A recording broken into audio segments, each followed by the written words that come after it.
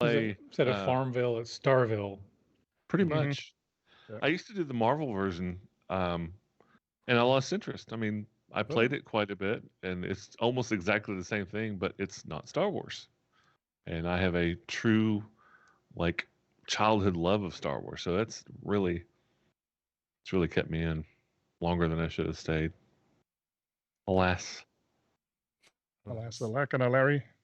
But I'm always wanting to see what they put in there next because they've taken, I'd say, well, the game came out of the Clone Wars. I mean, all the content they have is almost exclusively from Clone Wars, except for, the core people from the original trilogy. Yeah. And then they got a few from the last three, but not a lot. Well, I mean, maybe a dozen characters. But it's all Clone Wars, man. And I've just started rewatching the Clone Wars again.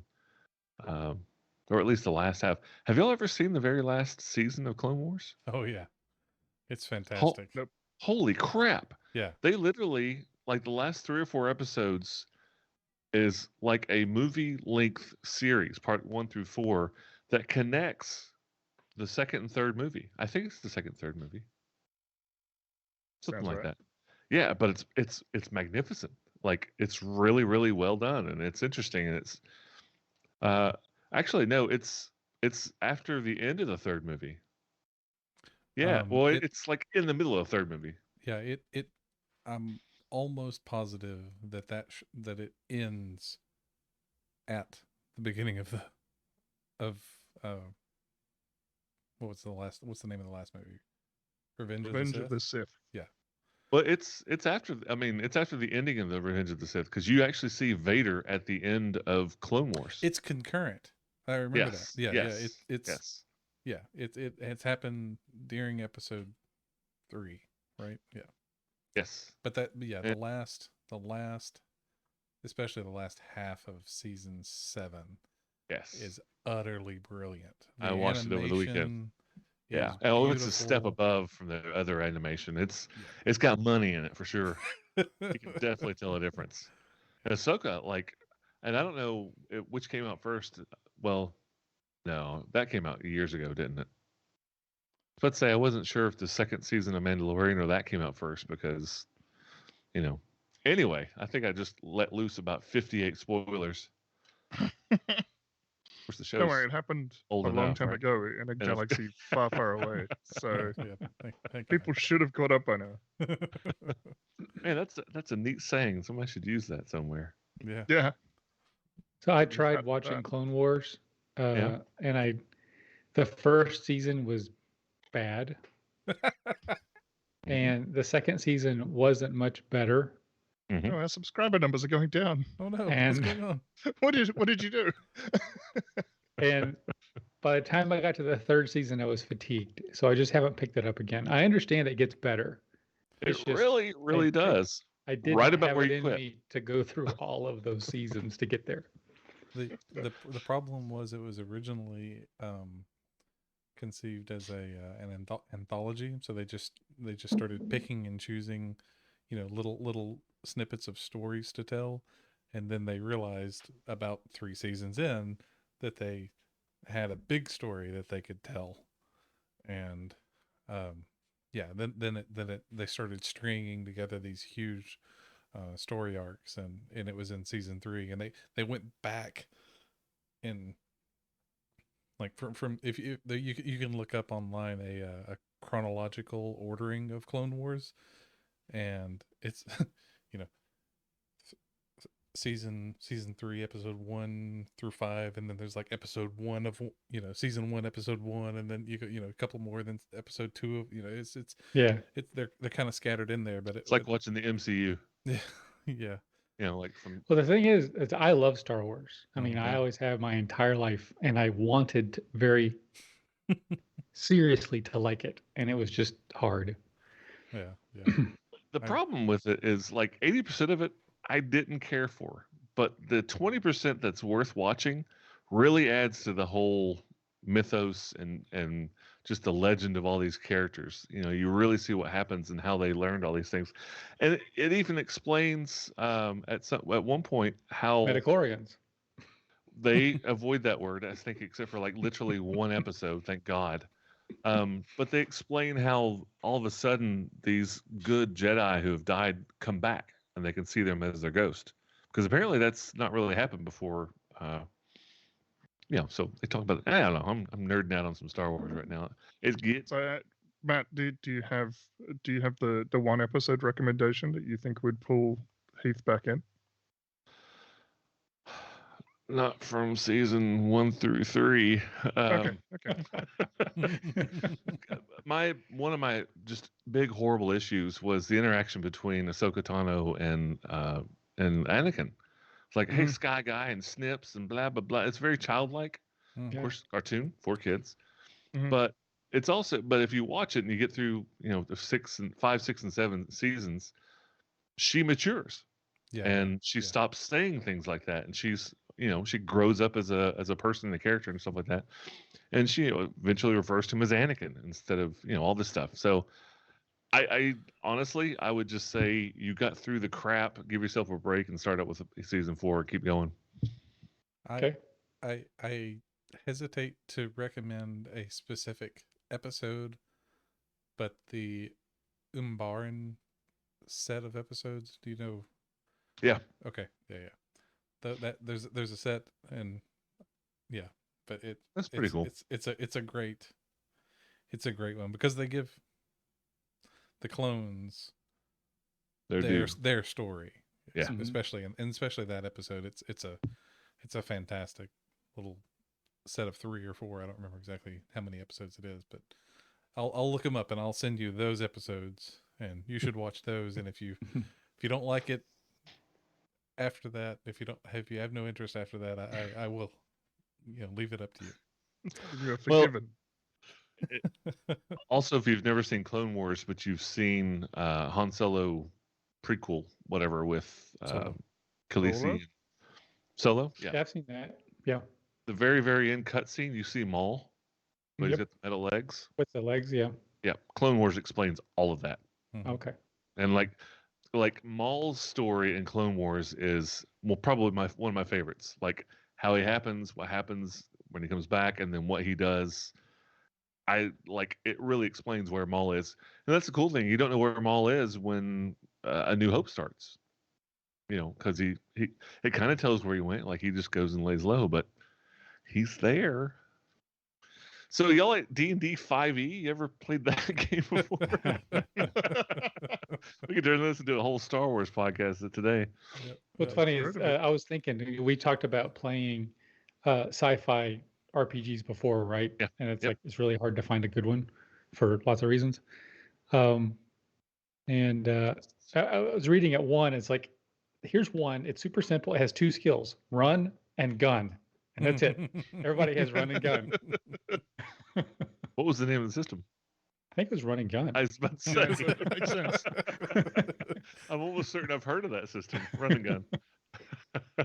That's funny. There's a system called Lasers and Feelings that does the same thing. Where you have your two skills are lasers and feelings.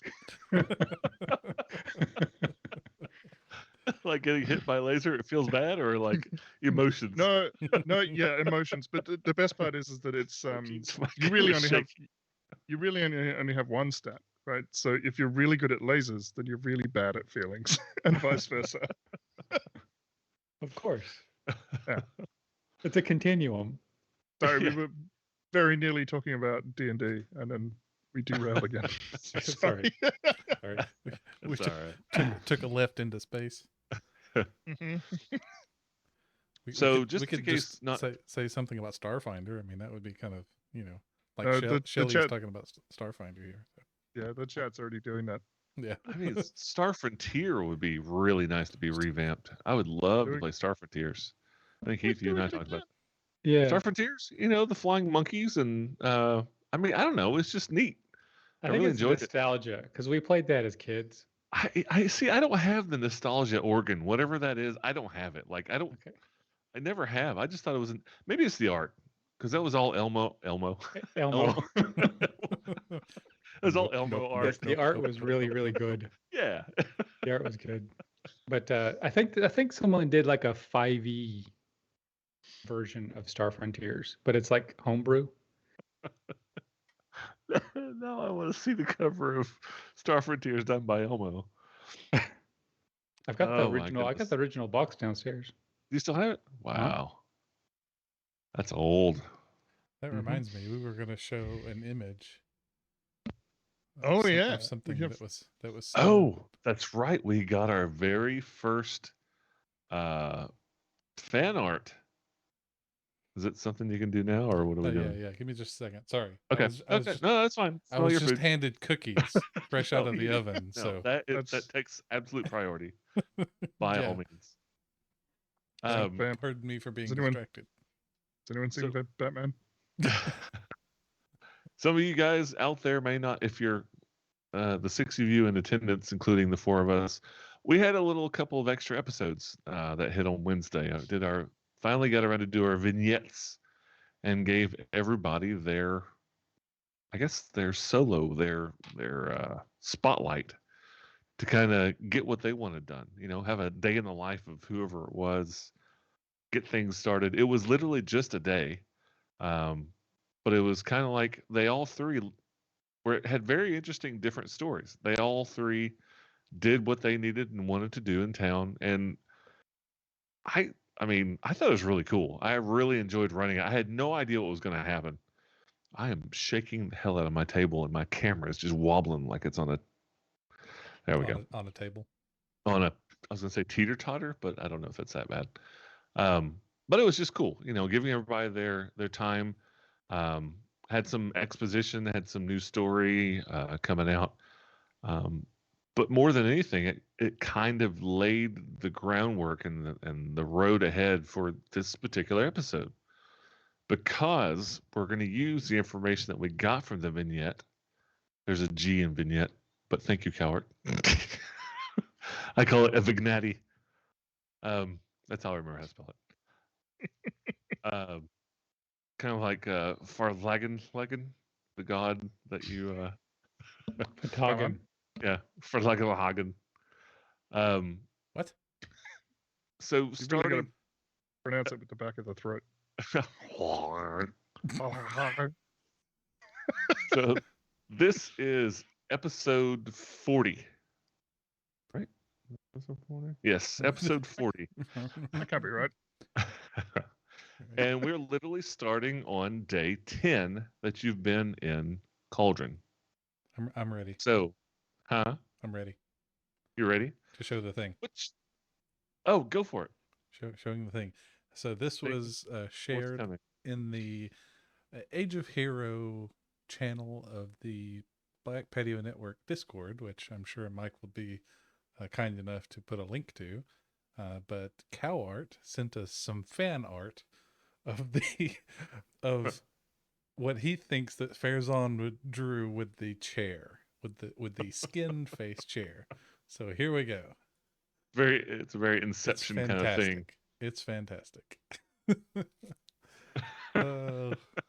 It's a wonderful thing, and there are very many mouths, and I don't like it at all. Thank you, Cowart. That is exactly what I thought he would have thought about thinking about that chair. Yeah, that's what I love. Is it's like so meta. It's like, this is what I think he thought and what he probably drew. Right. Yes. This is not my art style. This is his. Mm-hmm. This is right. All Farazan. I hope it looks exactly like that in Farazan's nightmares. Mm-hmm. It really kind of reminds me of that chair from Pee Wee Herman's Playhouse. The blue chair, like, hello, Pee Wee. I don't know if y'all remember that. Nope. I do, and I don't like it any more than I like the other skin chair. But thank you very much, Cowart, that's for sending that to us.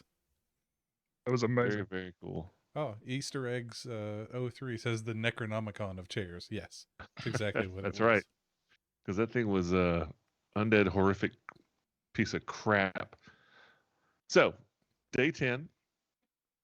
You have established what you want to get done. So I want to give you guys time enough to tell me what it is that you're going to do in the next month. We're going to give you guys a month of time. You tell me if there's anything that's outstanding besides, like, Khaldun. I know you've got several items that you've been waiting for them to get finished. They are going to get finished. I know you wanted to start prepping, creating other items, whatever that is. Once we get actually going today, you tell me what that is, and we'll have that started. Tarathiel, you wanted to kind of integrate yourself into the city and get to know the inners and outers of the Last Laugh a little better, at least understand what's going on with them. And Farazan, I'm pretty sure you wanted to retrain, right? Mm-hmm. So Mm-hmm. this won't consume every second of your life for the next month, but those are the major things that you're working on during that month time, right? You're spending hours and hours a day, whatever, getting these things done. Okay. So that being said, anything else you guys want to have done or have questions about or anything for the next month? Like Heath, what is Khaldun wanting to work on next? Okay, so he's got the headband, the grimoire, and the half glove that he's working on, and he is spending some time in the library to scribe some spells, right? Because that's really the wizard shtick. Yeah.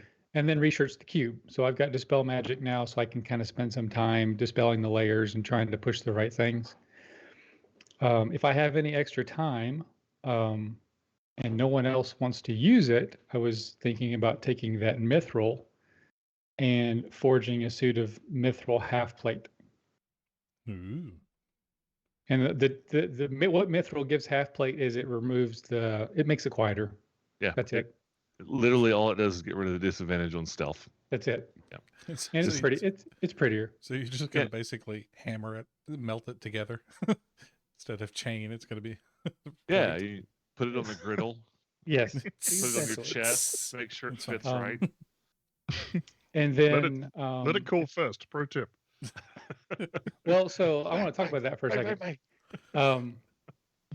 And then if either shoot, I can't remember the lady's name that sells the magic items. Let me check the Sky, yes. If Sky has goggles of night, I would like to purchase those. If not, if there's time, buy them. It's an uncommon magic item, gives you dark vision.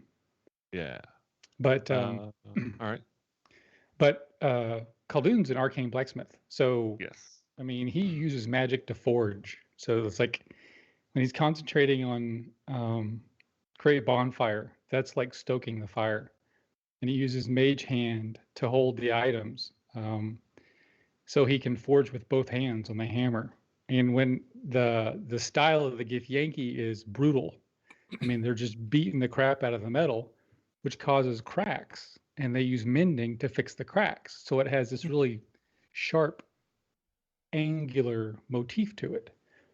That's and so, awesome. When you see him forging, it's like he's surrounded by magic, just beating the hell out of this metal and then, using magic to put it back together again. I can see him casting magic weapon on the hammer. Just hit it just a little bit harder. Just hit it harder. Boom! What's that? Oh, it's just Khaldun. He's just, he's working some things out. Yeah. Literally metal, but he's working it out. Well, there's also a second level spell that kind of took the place of 3.5 and Pathfinder's ability bumps. Like instead of getting plus enhance ability. Yeah, enhance ability. So that if you did it into strength would enhance, your gives you advantage like that. So and you have in your character history, you have been a forge of weapons and armor for many, many years. So saying all that, and of course you have to talk to your compatriots as to whether or not they care if you use the mithril. You could reforge it. It would cost you a little bit in materials, not a whole lot, but you could reforge it. And if you spent most of the time doing that during the month, you could reforge the mithril chain mail into a mithril half plate with the addition of another 250 gold in materials. Okay. That would be cool. Like I said, I'm not going to tell you can do it if they want to have the armor. I'm just saying that's the mechanic. We'll talk about it. Yeah. Cool. No, cool. I'm good. I'm good. Yep. Same. Awesome. So my when we went to the coin and the jewelry, it was about 800 gold. Split 3 ways is 266. So, Sweet. that'll And cover it. That was without the copper. That was without the copper because Right. I really wasn't sure how much of the copper we got, so I just didn't count it. Oh, that's right. You guys didn't take the copper, really. I think Trithiel No. got Well, a couple we handfuls. put as much as for we could Boxy. in the Yeah. chest, and we just went. Yeah. Okay. We're gonna call it 2,000 copper. That just fill in the cracks in between everything else you got. So, was that 20 silver split 3 ways? 20. Oh, that's No, 200 20 silver. gold. 20 gold, right? Yeah. So That was- 8. Yeah, pennies. Trithiel would just feed his to Boxy anyway. If we can find him. It's Boxy and Twop. You that would be like setting Boxy traps, not to like hurt him or capture him, but like to lure him out Yeah. in Blue Crater, because I guess you guys talk to each other during the month, but Boxy isn't AWOL. He's really hard to find, and he'll bite somebody's butt every once in a while if he's a chair during class. It's not So that he's- he's missing. It's just Yeah. that we don't know where he is. Exactly. And he changes forms on a regular basis. Yes. And Twerp is somewhere probably being a paperweight because he's not grown hardly at all in the last day or two. So Yeah. yeah, they're But having. I think I can imagine Trithiel would like go into the Blue Coater Academy and just like drop a handful of copper behind a piece of furniture somewhere. Like Boxy will find it. Yeah, just like feeding the rats kind of thing. He's, Yeah. Drop keys throughout. he's in the library with a fishing pole, and he's got a piece of copper with a hole in it, and he's just pulling it down the aisles every now and then. Mimic fishing. Yeah, Well, exactly. go to the library, wait for the librarian to turn their back, and just flick a coin off into the stacks. Exactly. What was that? Think. Yeah. No idea. Yep. All right. So fast forward. A month passes. Mhm. During that time, about halfway through, the rains, the storm. So it's getting towards winter. Oh. The cold air. Yes, go ahead. I'm sorry. The gladiatorial games. Uh-huh. Was that? Did that During the did that month? take place in the month or after the month? We can. I'm gonna give about 2 weeks because in 2 weeks the festival gets full on. Okay. But yes, if you want to join the gladiatorial games, you have to sign up at the Temple of Cord. Mhm. And they only accept 64 people because it's a bracket, and the person that wins first place wins 20 gold pieces. None of it is ever to the death. 20 gold's pretty good. Yeah, to the pain. Yeah. And the thing about Cord is he's, I think, chaotic good. I mean, he's a god with a pantheon of war, but he's more of a sportsman and athlete, and like a Roman triathlete kind of thing. Yeah, yeah. You jumped out of the ring and grabbed one of the chairs. He wouldn't be opposed to that. Right. Exactly. If you get disarmed with your sword, you go grab a It's a chair, and it's like, shield. this is fine. Yeah. Whack. So yeah, you are. There is an entry fee of 10 silver. Mhm. I'll mark it But down. you can sign up for the gladiatorial games, which will take. I think it takes like 3 days for it to all go through. And if you at some point fall out, then you're eliminated. Obviously, it's just like any other bracket. You start at 64 and it weans down to 1 at the very end, and whoever wins all but like a percentage of pot, and the percentage goes to the Temple of Cord, who puts on the tournament in the first place. So during the month, halfway through, the heavy rains turn into like sideways blowing torrential tsunami rains.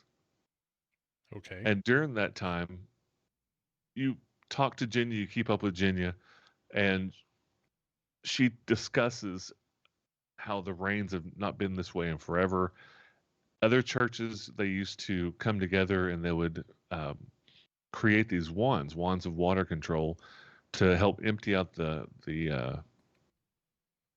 lake, the Cauldron Lake, because the inner ring of houses, they're all on stilts, and there's water breaks here and there from previous times. But nobody's seen a real rain like this in 15, 20 years. It's just not happened.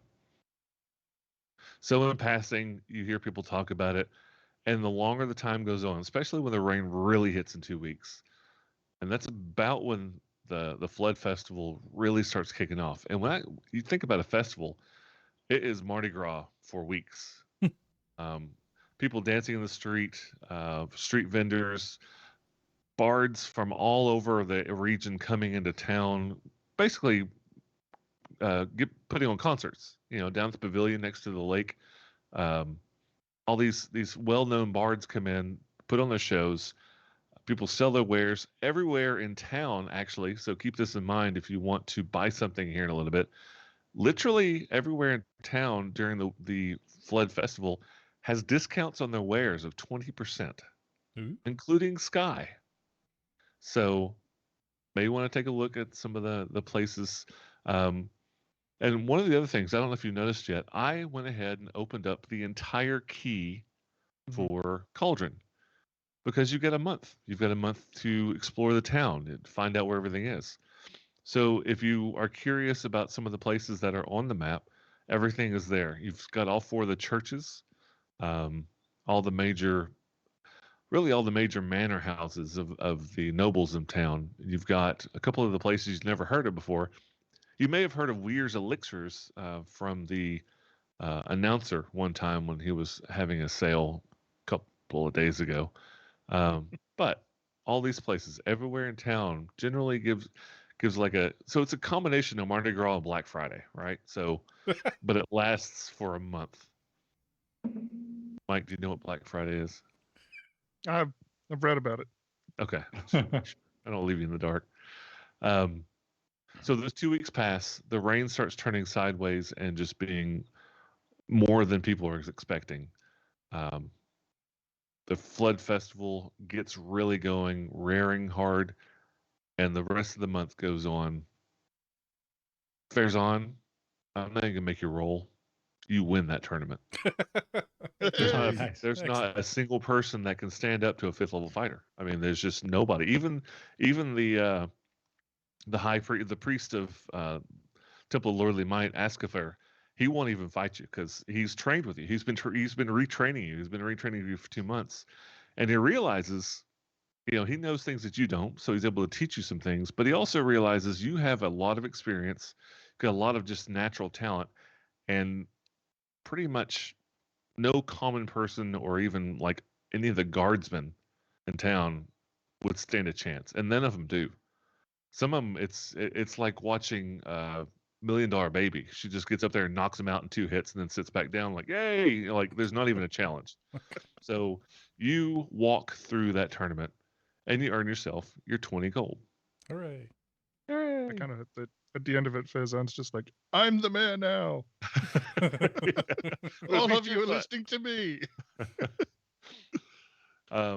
Also during that time, you have officially retrained your skill. So I know you were wanting to retrain from great weapon to defensive, I believe, if I'm not mistaken. Yes. So that's done. You can change that on your character sheet. And like I think we mentioned it during your vignette, because Azkathir likes you so much, he just does it for free. He's gaining something from it. He's training. And a lot of the people that normally come down there and just work out with the fighting dummies, they come to watch you two train. I mean, again, I don't put it in real world terms. You're like the MMA champion of the world right now, or you're like some 4th degree black belt that's come into town to kind of, I'm saying like you have some skill. Mm-hmm, mm-hmm. Okay. You got your retraining done, and you won the tournament. Awesome. Khaldun, your 3 items, including the prosthesis, they're all finished. Oh, nice. And during that time, I would like actually just to see if you, not whether or not you pass or fail, but to see if you get done within the month's time. I want to do 4 separate blacksmith checks for your mithril armor. Okay. So like I said, this isn't to see whether or not you fail, because it just will take longer. So in the month's time, basically once a week. We're going to do a check to see where you are at the end. So that's going to be strength. What's that? It's definitely your blacksmithing tools. So I have expertise in that. Yes. But yeah, what's that?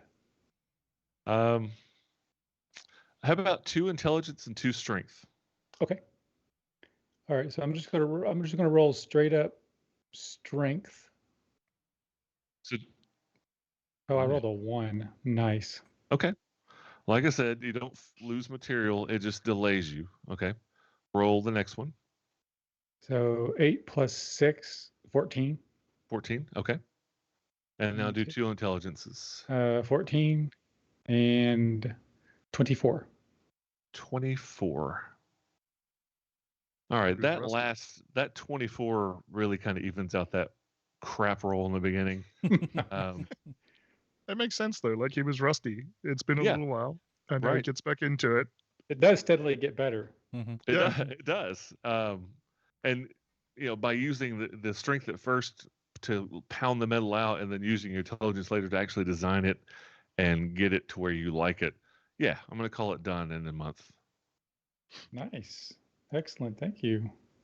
But just don't forget, it's going to cost you another 250 gold. I deducted it. I'm down to 29 gold. All right. So what spells did you scribe from the Blue Crater Academy during your month? I know you got Detect Magic. I spent all of my money except for the jewelry and stuff that we got, which I used on the armor, on spells. So let's see here. Spells, manage spells, spell book. Okie dokie. Let's see here. First, it's the cartoon scene where he goes like that, and yes, the scroll rolls all the way out. So I tried to round out my rituals. I got Tensor's floating disc. Ooh. Okay. That's first level, right? Yeah. It is first level. Yep. Let's see here. Fog cloud. Okay. And feather fall. As a ritual? No. I'm looking at the rest of these here. Falling for 10 minutes. I think that's all I got for first level, because I had quite a few of first level spells already. All right. Let's see. Second level, I picked up Arcane Lock, which is abjuration, so it's half. Okay. I went ahead and scribed that scroll of magic weapon, which I don't know why I did that. It doesn't really matter because the cost is the same whether it comes from a scroll or a book, but yeah, I went ahead and got magic weapon. For second level, I think that's pretty much all I got for second level. For third level, I picked up Counterspell, Dispel Magic, which are abjuration, so they're half. Okay. Fly, Tiny Hut, Phantom Seed, Remove Curse, and Water Breathing. So most of my money went to the third level spells. Yeah, no kidding. And then you took 2. You took Fireball and something. Fireball and Hypnotic Pattern. I took those at level. Right. Wow. So you being a wizard is expensive. It's very expensive. And now, but you now have access to all these spells. You can prepare them, change it every day. So, okay. Yeah, you literally spent all your money all of outfitting your mind and your body. Mm-hmm. So you have the headband of intellect. So your intelligence is now a 19. Oh yeah, that's right. What was it originally? I think it was 16? 16. And then you also have the Grimoire. Arcane plus Grimoire. 1. What is that? So Arcane Grimoire, while you're holding this spell book, this leather-bound book, you can use it as a focus. Mm-hmm. You gain a +1 to attack rolls and saving throw DCs. Ooh. And you can use it as a spell book. And in addition, when you use Arcane Recovery, you get an additional spell slot or level. So at 5th level, it's rounded up, so you get 3. You get 3 spell levels. 3, so that would be +1, so 4. Right. So I Holy cow. So I could do 2 second level spells, a third and a 1, or 4 first level slots. Right. I would say that is time and money well spent. Yeah. And with the combination of the Grimoire and the intelligence bump, all of his spell DCs and to hits are now +2 from what they were. Yeah. So my save DC is 16 and my attack is +8. Jeez. Yeah. So that was plus at level 5 your skill it's +3. Yeah, your base skill goes up to +3. So yep, very cool. And do you want to talk about the box right now, or what do you want to do about that? Well, you know what, before I talk about the box, you know, during this time after I've got that, it's a half glove that I put together. I'd like to sit down with Tarathiel and, you know, we're having lunch or whatever, dinner. Meat. And, you know, I look at him and say, you know, I know you've been having trouble with, you know, manipulating things since your hand was injured. So I tried to put something together I think that can help you. And I reach out and I hand it to you. It's a, you know, like, you know, archery glove just covers the top 2 fingers. Yep. This is kind of like an inverted archery glove. So it's a glove that only covers the bottom 2 fingers, which you don't have, but it straps over like that. And if you, and I hand it to you, I was like, I know it looks weird, but if you'll put it on, see how it feels. And if it works, you should actually have function of your lower 2 fingers. So you take this thing, strap it on your hand, and you immediately feel the connection. It's as though you have new fingers again, but the fingers are silver, whatever metal, and they're not necessarily like hinged like steampunk.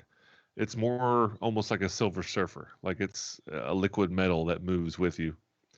And one of the other things that you know, simply because you immediately bond to it, and this doesn't require attunement. This is just, it's kind of a fun, neat thing that he came up with. You realize that in that hand also, if you hold your hand just right, it pops out a single lockpick, which is completely hidden within the fingers. And Tarathiel just like holds it in front of his face and moves his fingers around, makes the lockpick pop out and pop back in. Groovy. It has a limited warranty, so if it rusts or anything, I'll see if I can do something about it. That's amazing, Khaldun. Thank you so much. You're welcome. Hopefully it'll help a little with. I couldn't imagine losing a digit. I mean, like my hands are like my life. So if something like that were to happen to me, it would be hard. It would be very devastating. So hopefully this will help you out. It means a lot to me. Thank you. Mm-hmm.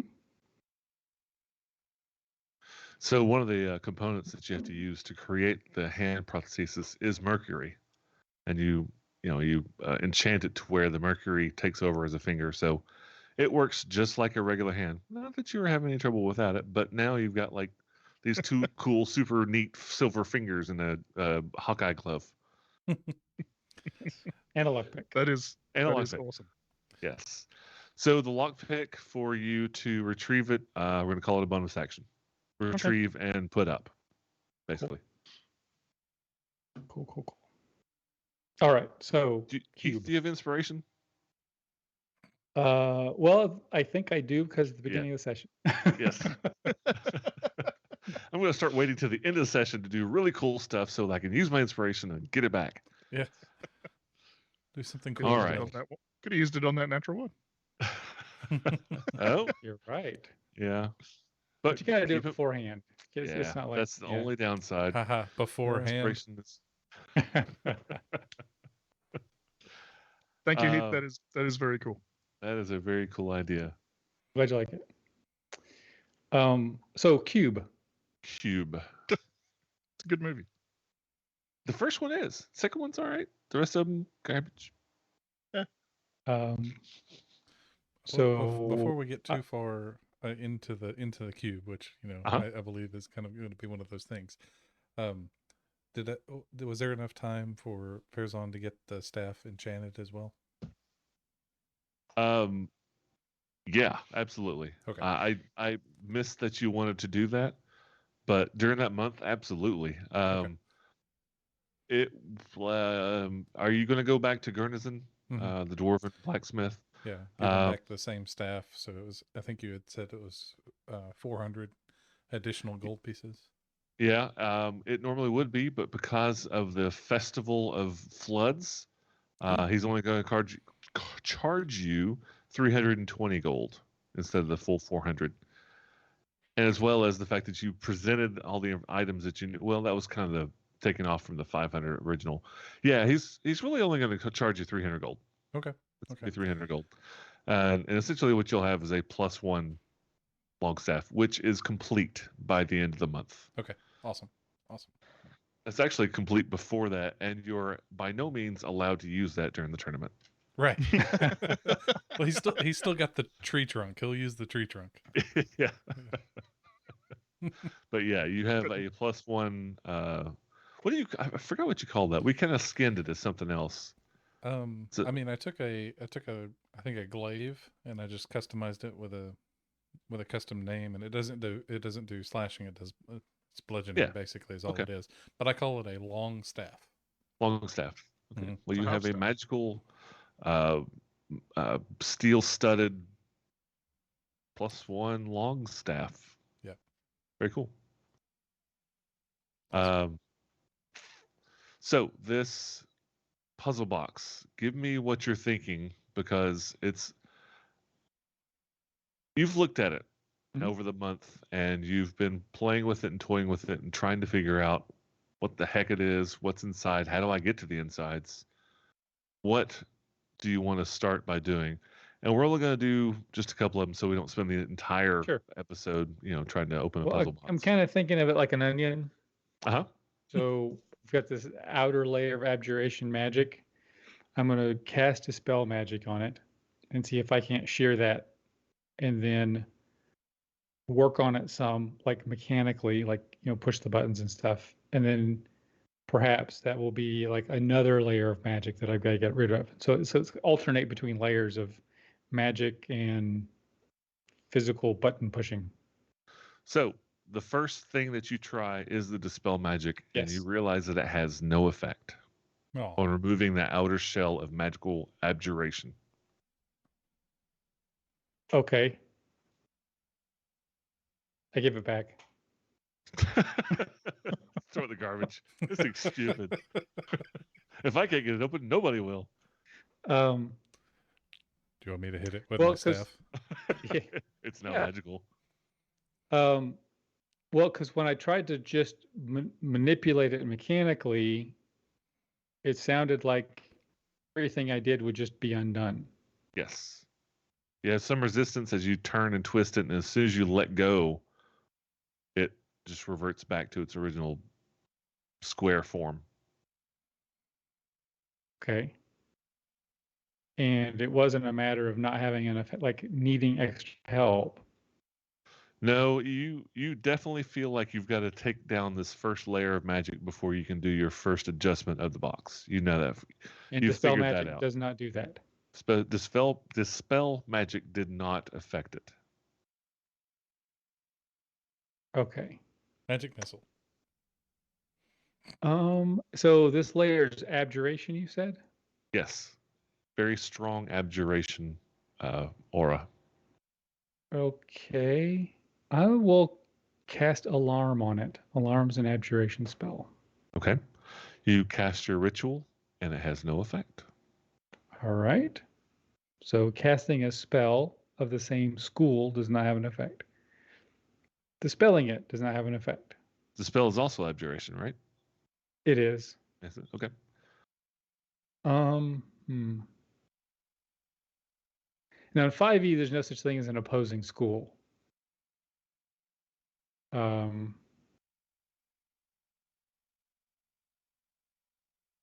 Let's see. I firebolt it. So there's no mechanical existence of opposing schools. There's no like game mechanics. Yeah, like in other versions there were. Yes. Like necromancy and illusion were opposing schools. Yes. So He's not since like you that. brought that up,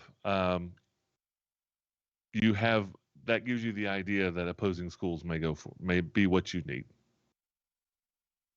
Okay. So opposite of abjuration would be evocation. It's alteration illusion. I'm just going to tell you Okay. what the opposite is.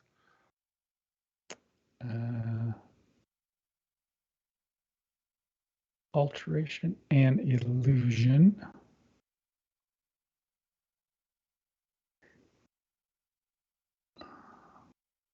Alteration. Oh, I have these spells. I'm just looking here. Alarms. Wear my hat.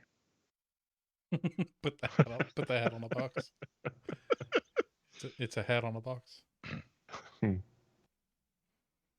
Alteration. Or transmutation.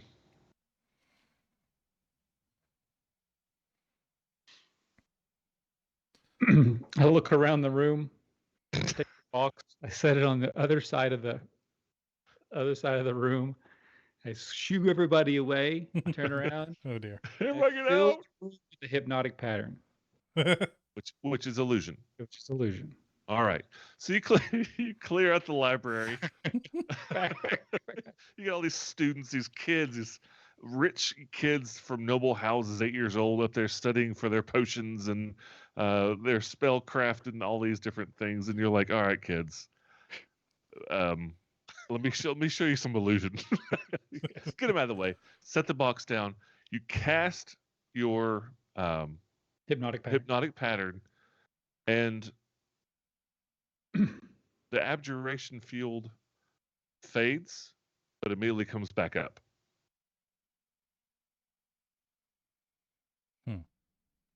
So we're going to go on from here. Okay.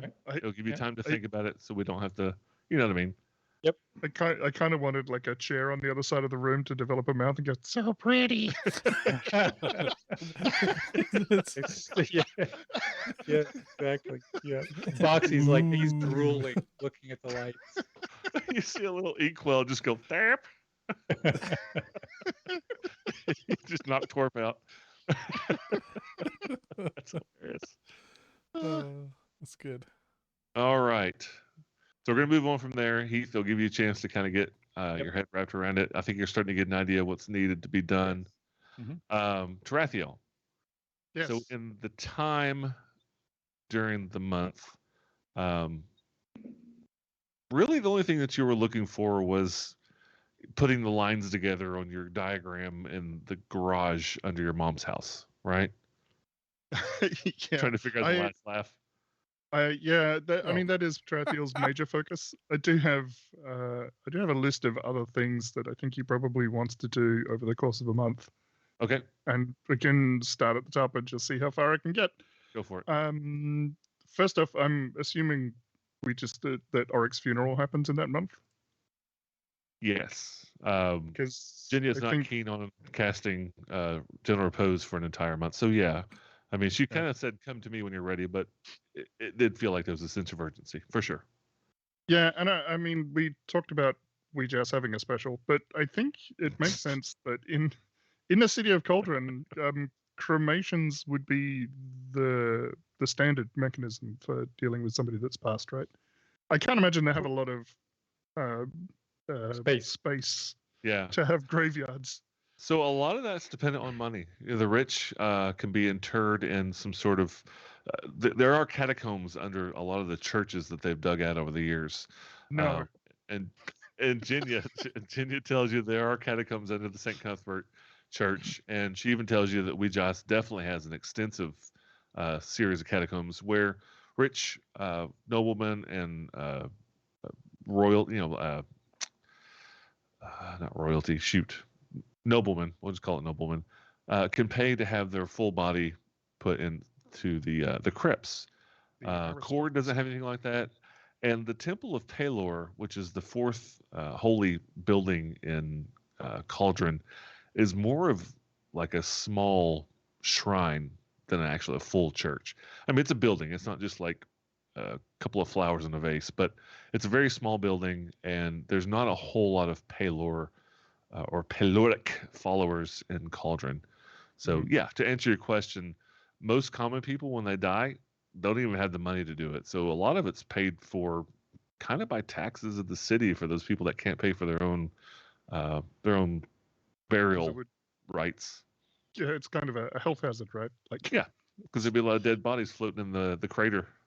Yep, don't want that, especially not during flood season. Nope. So yeah, I think Tarathiel would definitely attend Oric's funeral. He feels like the party kind of, that was their major failure, is that of everything we've done in the last 10 days, we could have prevented Oric's death, and it was probably our action or inaction that led to his death. So he feels pretty guilty about it. Okay. Having said that, he would like to try and somehow take control of Oric's bathhouse. Whether or not that's via renting the space from whoever currently owns it, or I don't know what property prices kind of look like. What would it take to purchase? So you look into it and you realize you have to go to the courthouse, and you find out who owns the property. And the property is actually owned by Lord Vilantru. Okay. Who is right now your benefactor? Come to find out, he's the one that's paying for your room and board. You look into. You won't be able to buy it. It's not for sale, but for rent. Look into renting it. Unfortunately, now that Oric has died, the rent's no longer being paid. It is no longer rentable. Lord Vilantru has removed it from market and has basically claimed to use it as his own resident, not as resident, use it for his own purposes. Okay. So unfortunately, the bathhouse is not available to rent. No worries. What about Gelbs? Gelbs Locks? Walk by one day in one of your many, many forms using your hat, and it is like a sub guardhouse. It's still very much from like the day that you first moved out and all the guards came in. Actually, if anything, it's more guarded, more secure now. Okay. All right. So moving on down the list. Tarathiel is aware that he's attracting attention in the city. People know who he is, and although he changes his form when he's out and about through the city, people know where he stays in the evening. I know where you live.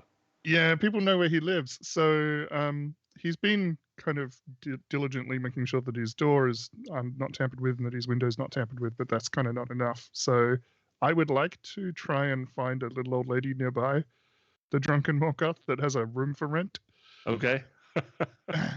And I mean, elves only require 4 hours of meditation of a night. Right. So just finding somewhere, so he will go back to the Drunken Morgoth, go up to his room, and then sneak out a window and go to the private room to sleep. So is this something that you do, like, are you moving out of the Drunken Morgoth, or are you just like sneaking out every night to sneaking out, find somewhere to meditate for the night and then come back in the morning? Is that? Yeah, I want everyone to know where he's supposed to be, but that's not where he is. Okay. So throughout, just again, you're basically networking for a whole month. You're figuring out, seeing the lay of the land of Cauldron. You're understanding how things work. You can pretty much choose wherever you want to stay at night. There's only 4 hours. It can be on a rooftop. It can be sneaking into some old lady's spare bedroom in the middle of the night that she doesn't even know about it. Probably couldn't go into an actual establishment that's owned by somebody, like a business. Like you couldn't sneak into the Tip Tankard and take a 4-hour nap or anything like that. But essentially, anywhere that's not marked on Cauldron's map. Yep. Give me an idea of like anything in particular that you would look for, but with your skill set, you could easily find somewhere to, pull a daredevil and sleep at night. Yeah, I think he's happy to, if it wasn't raining consistently, he might sleep on a rooftop somewhere. But he might drown. So I think he would probably use the hat to kind of craft an alternate identity and rent a room from somebody. He's happy to pay for it, given that his other room is already paid for by Lord Valantra. Okay. But you know, on the proviso that it's like, you know, I keep odd hours and I'll be coming and going and I need my own key and. You want to stay in the same place? Yeah, happy to stay in the same place. Okay. So yeah, you find that grandma who's wanting to rent out the room above her car garage, and it'll cost you 2 silver. Not a night. That's a lot. It's going to cost you 8 silver a week. Okay. Yeah. It'll be 4 weeks over the month. That's 32 silver. Yeah. It's doable. Yep. Tarathiel will pay without complaint. Okay. So now you have like your secret base to where you can connect all your strings from one tack to another. Yeah, maybe this is where he keeps the conspiracy board. That's exactly right. And then he sets up a fake conspiracy board in the other room. No. But you're only paranoid if they're not really out to get you. Okay, moving down the list. Tarathiel would like to put feelers out to try and find Cholander, Kalev, and Zodan if they're in the city. All right. Kalev and Cholander are in the city. After about 2 weeks, they come into the city. So it's not immediate, but once they do,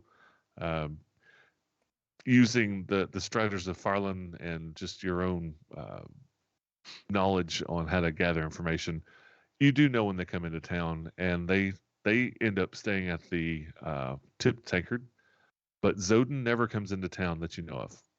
Okay. Tarathiel will go and have a drink with them. Okay. But not using his normal face. Oh, all right. You're gonna mask up at the going into the Tip Tankard. Yeah, there's no way he's going into the Tip Tankard with his regular visage. So yeah, he'll slip in and he'll just sit at their table and say, "I hear you owe me a drink." And it's the two of them. They seem sort of inseparable. Not like they're a couple, but they're always together. Yeah, they're Team Rocket. Yeah, protecting each other's back. You sit down, and Cholander just from the conversation you had in a dungeon, he's pretty easygoing. Mm-hmm. You sit down, and obviously he looks at you, and Kalev is just looking. You sit down, and she's looking through you, as in, why are you in my airspace? You know, that kind of. She doesn't say a word, but she's just looking at you. Kalev just kind of side eyes you, and squints, trying to figure you out. And like we described, the hat of the skies changes. You look different, but there are some features that just stick around. Like, if you see the same thing over and over again 100 times, you would see it. And I mean, Tarathiel has scars on his face, like he's been raked by an animal or something. So I imagine that like some semblance of those are still there. Yeah, like a shadow of those, or they're covered with freckles or something like that to kind of cover it up. Yeah, exactly. Are you wearing your glove? Yep. You wear the glove. So you sit down. Kalev squints, like it looks like he thinks he knows who you are, and you get the idea that Kalev's a pretty smart dude.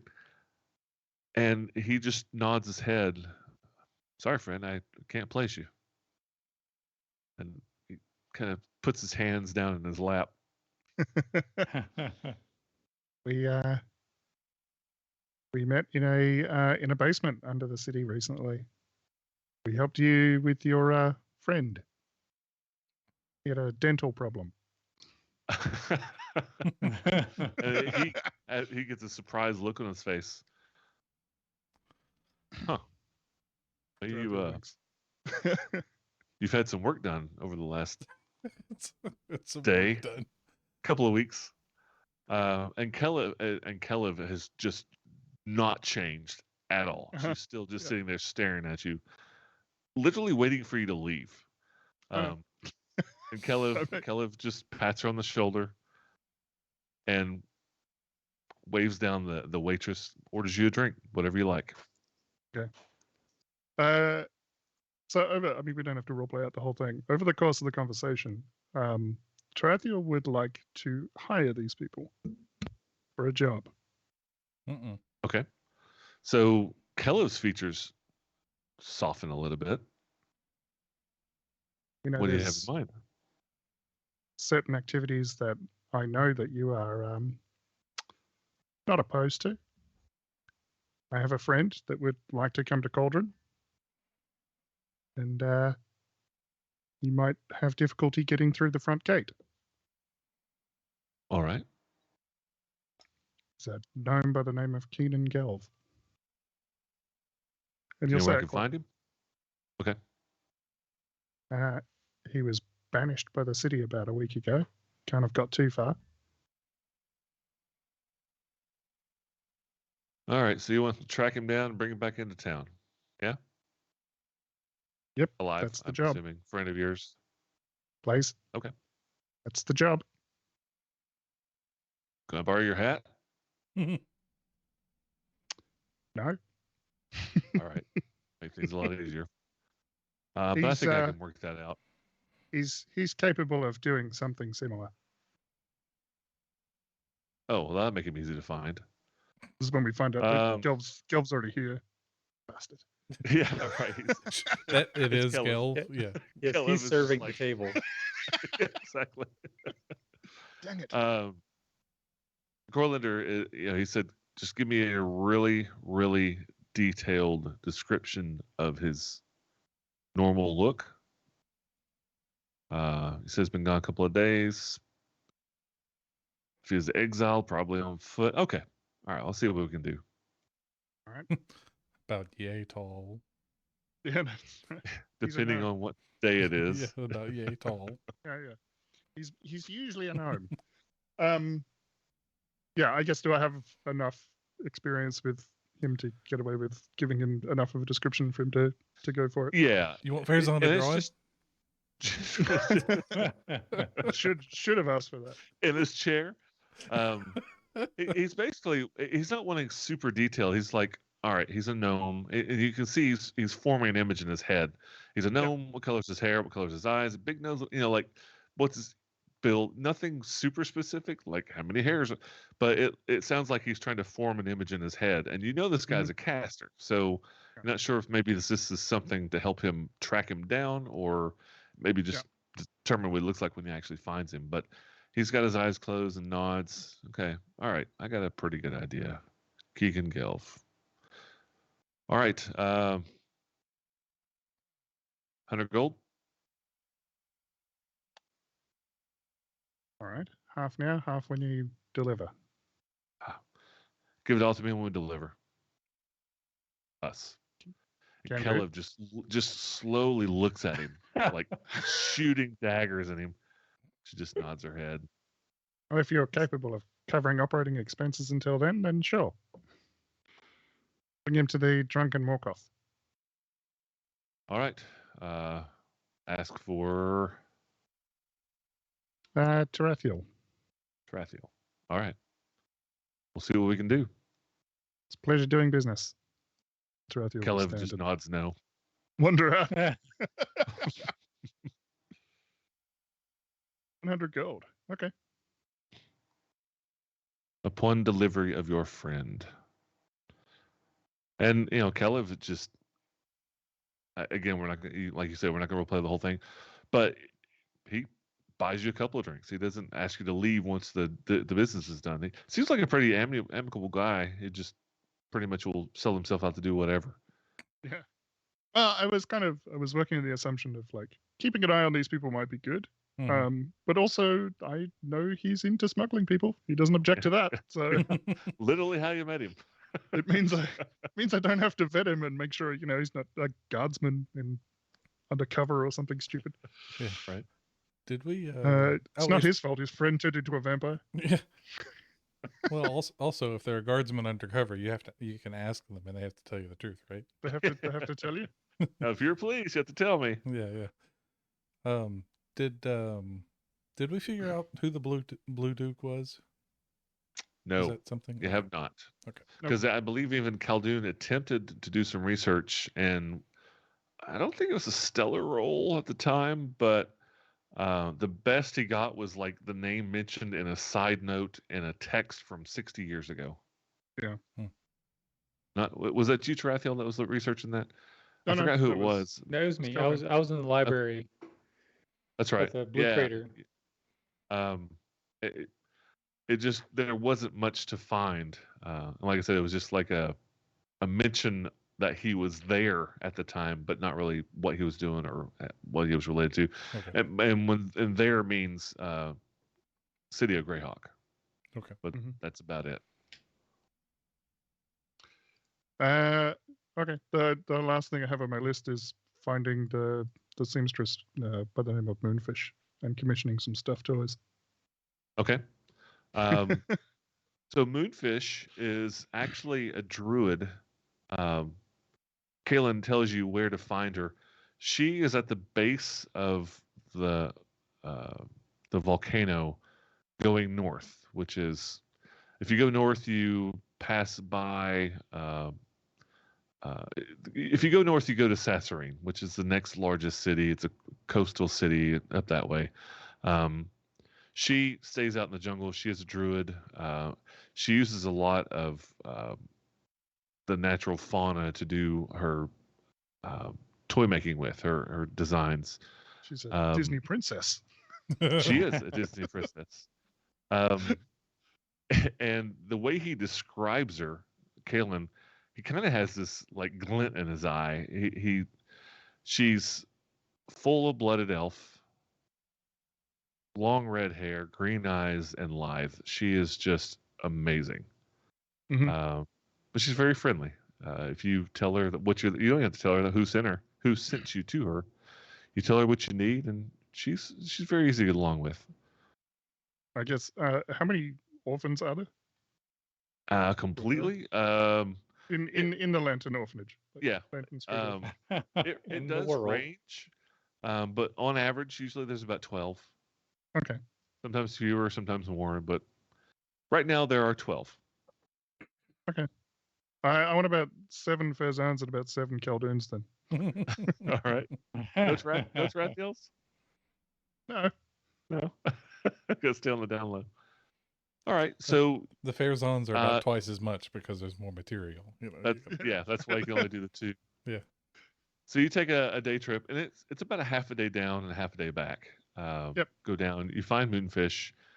It's not hard. Like his directions, you get to where he tells you to turn. It's off the beaten path. There's not really a trail, but you take a left. You cut straight through. You see some of the wildlife. This is a jungle. You'll see the occasional tiger and baboon and things like that throughout.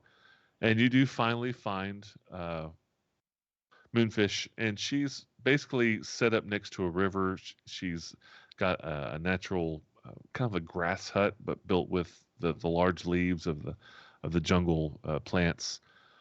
And she sees you coming in, and she basically open arms says, "Hello, how may I help you?"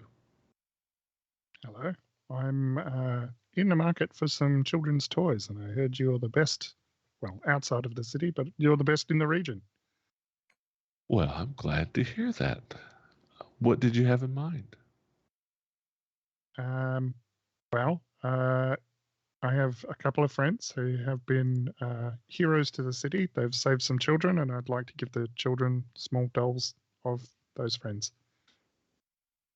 One of them is great big mountain man with is blue hair, right?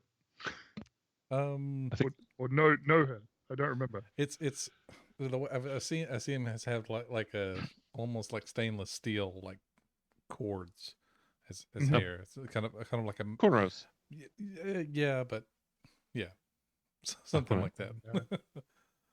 And the other guy is yellow with no nose. And she laughs gently at that. And as you're talking to her, she does have this headdress on that looks like it's probably stag horns. Uh-huh. And as you're talking, she turns and sits. And as she sits, the plants come up to form like this chair underneath her.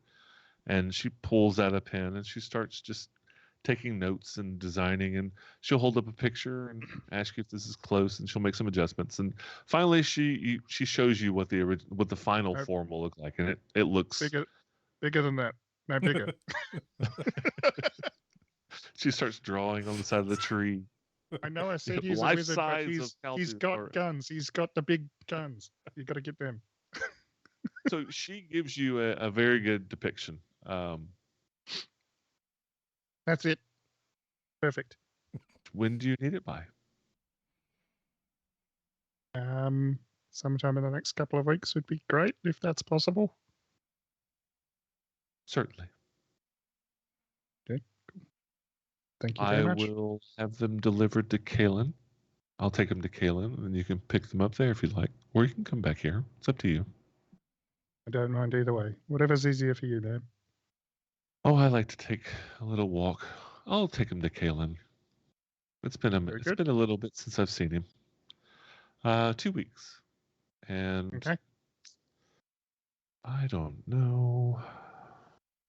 How about your firstborn? No, I'm just joking. Whoa. Ah! Run away. I would have you plant 2 trees for each of the dolls. Okay. Any particular trees? No. All right. Deal. She continues drawing, and not in a rude way, but in an absent-minded way, loses track that you're there. Yep. That's fun. I'm thinking in my head, Mike the player is thinking, if I can time this just right, then I can have dolls for the orphans for Christmas.